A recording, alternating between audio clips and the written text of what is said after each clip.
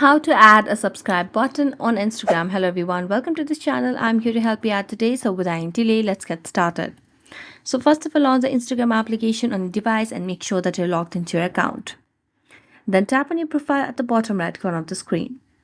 Now, one of the things that you need to focus on when you want to add a subscribe button is you need to have a professional business account.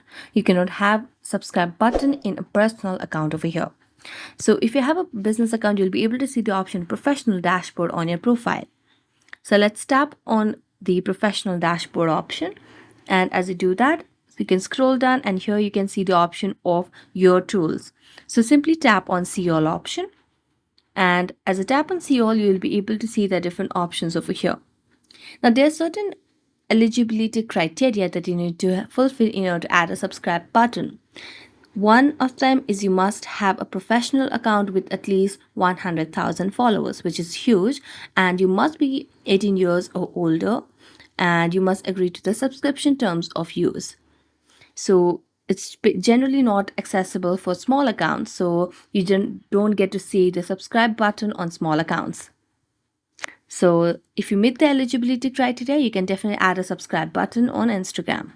So thank you so much for watching this video. See you next time.